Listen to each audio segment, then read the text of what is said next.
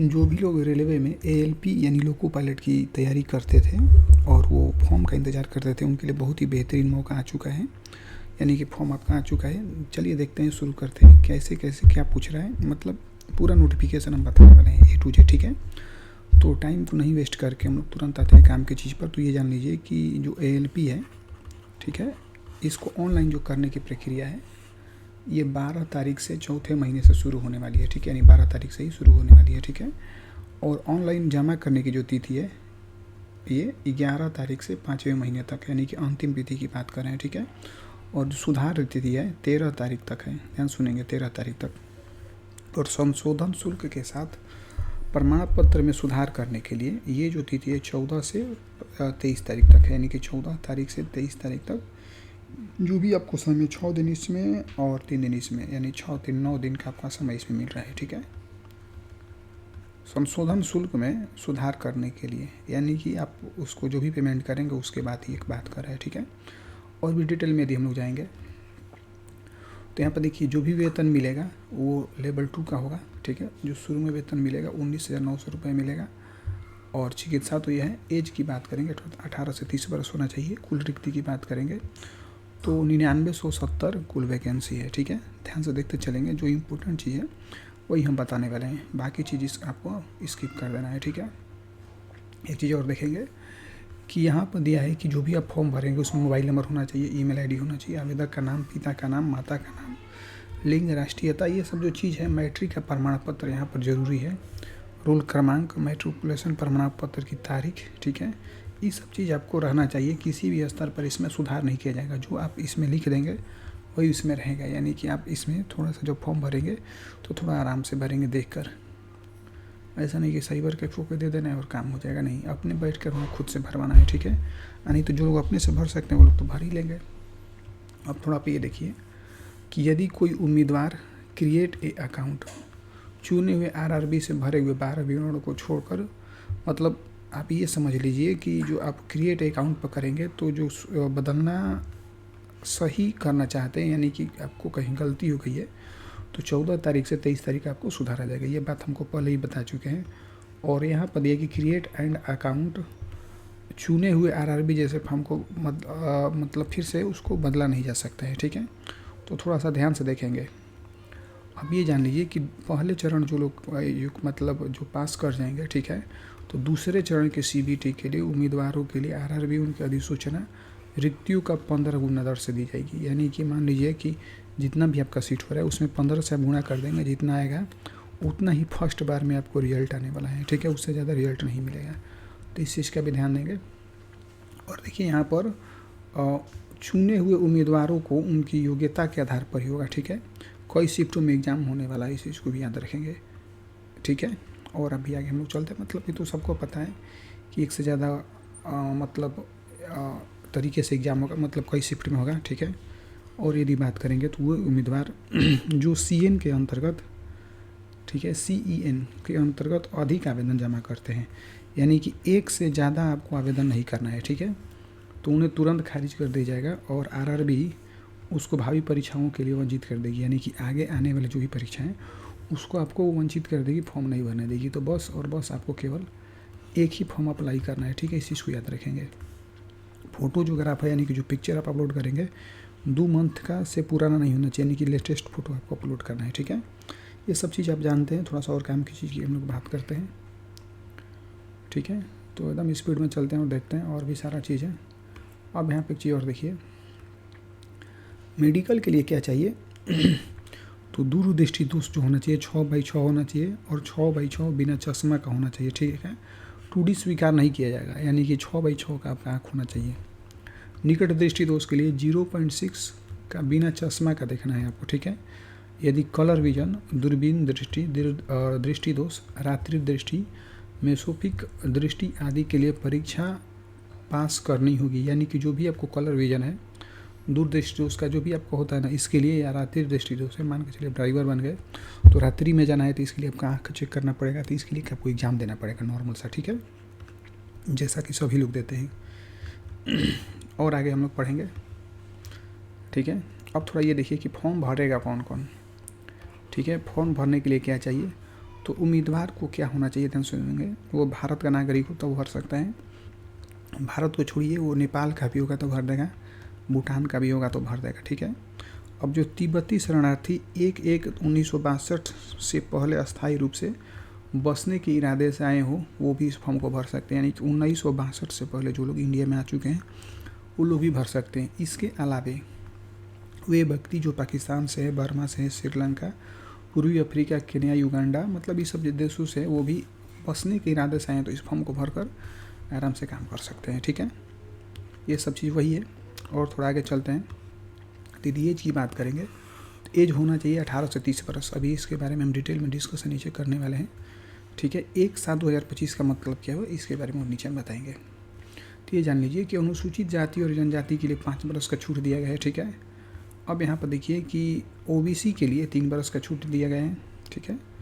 अब यहाँ पर एक्स सर्विस जो मैंने उनके लिए 3 वर्ष का दिया गया है, 6 वर्ष का दिया गया और 8 वर्ष का दिया गया है, ठीक है। यानी जो पूर्व सैनिक उनके लिए 8 वर्ष, एक्स सर्विसमैन अनुसूचित जनजाति के तरफ आते हैं, इस तरह से आप देख सकते हैं, ठीक है।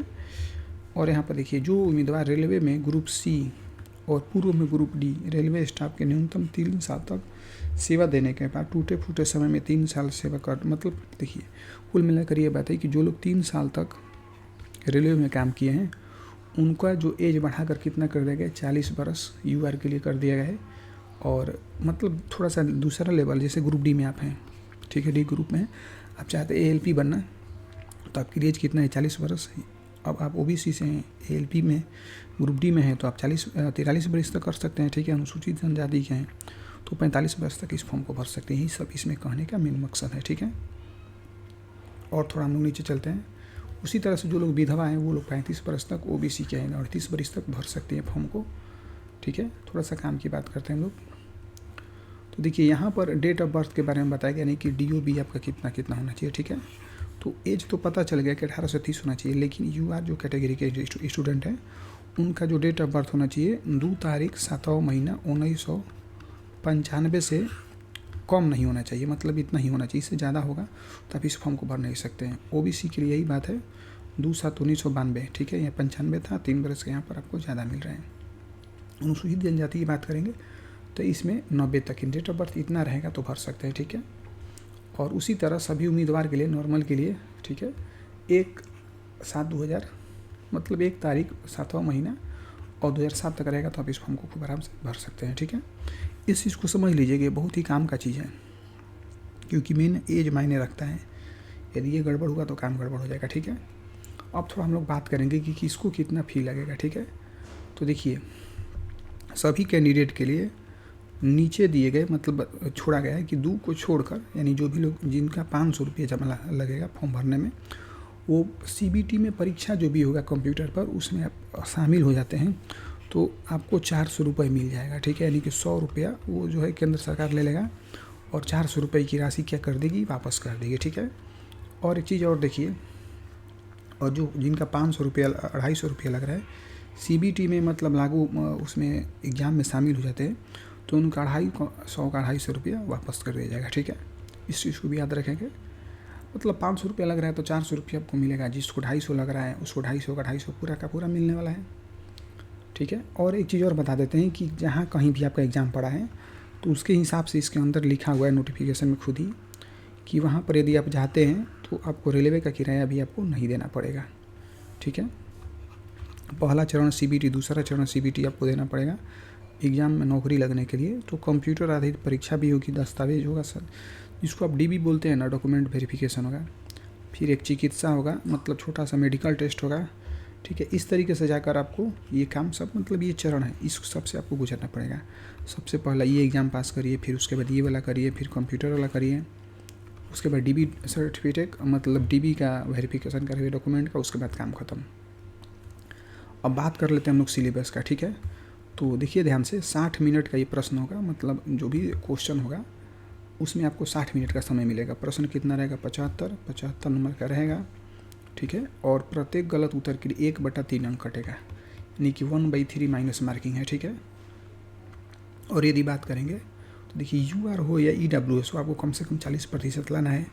OBC के लिए 30% लाना है पास होने के लिए, ST के लिए 30% और एसटी के लिए 25% यदि आप लाते हैं तभी जाकर ये पास हो पाएंगे। ये मिनिमम की बात हो रहा है, मैक्सिमम की बात नहीं हो रहा है, ठीक है। इतना नंबर तो आपको लाना ही पड़ेगा। अब देखिए मैथ से कौन कौन क्वेश्चन पूछेगा कि संख्या प्रणाली, बोडमास पूछेगा, दशमलव, अंश, एलसीएम, एचसीएफ, अनुपात, समानुपात, ठीक है, प्रतिशत, क्षेत्रमिति, मतलब पूरा का पूरा मैथ ही पूछ रहा है आपसे, ठीक है। उसी तरह रीजनिंग की बात करेंगे तो सादृश्य पूछेगा, वर्णमाला पूछेगा, कोडिंग डिकोडिंग पूछेगा। इस तरह से आप देख सकते हैं, ठीक है, ये सब चीज़ आपको पूछने वाला है। अच्छा, विज्ञान की बात करेंगे तो इसके अंतर्गत भौतिकी पूछेगा, रसायन विज्ञान पूछेगा, 10वीं स्तर का जीव विज्ञान पूछेगा। देखिए यहाँ पर दिया कि 10वीं स्तर का जीव विज्ञान, इसको पढ़ कर जाइएगा। ये सिलेबस का आप लोग स्क्रीनशॉट ले लीजिए। इस देखिए फिर यहाँ पर दे रहा है कि रीजनिंग में क्या पूछने वाला है, मतलब रीजनिंग नहीं इसको बोल सकते हैं, जीके में बोल सकते हैं, ठीक है, पूरा का पूरा, ठीक है, कोई बात नहीं।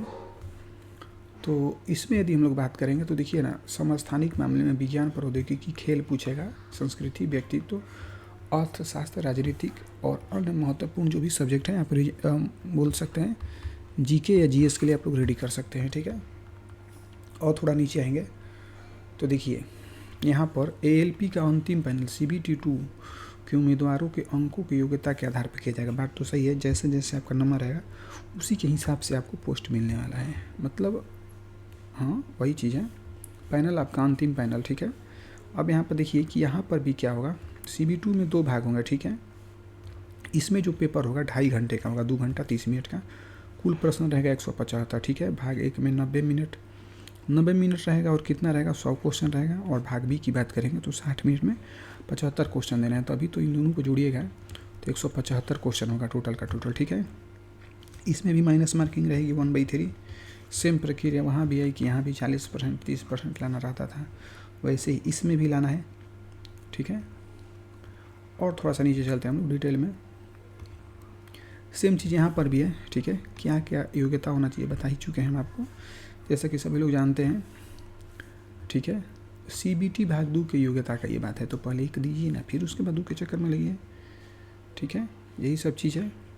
अच्छा, और भी सारा चीज़ है, यदि आपको कहीं से कोई समस्या लगती होगी तो आप लोग मैसेज करेंगे, कमेंट करेंगे तो हम आपको ज़रूर ही बताएंगे, ठीक है। वैसे हम देख लेते हैं। देखिए यहाँ पर क्या दिया हुआ है कि यदि आप, ठीक है, ध्यान से सुनेंगे, ये जो भी है मतलब यहीं पर आपका वैकेंसी निकला हुआ है और इसी वेबसाइट से आप इस फॉर्म को भर सकते हैं। यदि कहीं से कोई दिक्कत होगी तो हमको बताएंगे, ठीक है। तो आज के लिए जानकारी इतना ही रखते हैं हम लोग। एक चीज़ और जान लीजिए कि परीक्षा का जो माध्यम होगा वो हिंदी में तो होगा, अंग्रेजी में ही होगा। मेन चीज़ यही दो होगा, हिंदी और इंग्लिश, ठीक है। इसके अलावे 13 को क्षेत्रीय लैंग्वेज दिया गया है जो कि आप यहाँ से देख सकते हैं, ठीक है। किसी माध्यम से आप परीक्षा दे सकते हैं, कहीं से कोई दिक्कत नहीं है। फॉर्म को कैसे भरना है, किस वेबसाइट पर जाना है और क्या सिलेबस है, फ़ोटो कितना चाहिए, सिग्नेचर कैसा चाहिए, लगभग सारी जानकारी हम दे चुके हैं। यदि कहीं से कुछ छूटा होगा, आपको नहीं समझ में आता होगा तो कमेंट करिएगा, हम तुरंत ही उसका रिप्लाई करके बताएंगे ये, ठीक है। तब तक बने रहिए। Thank you very much.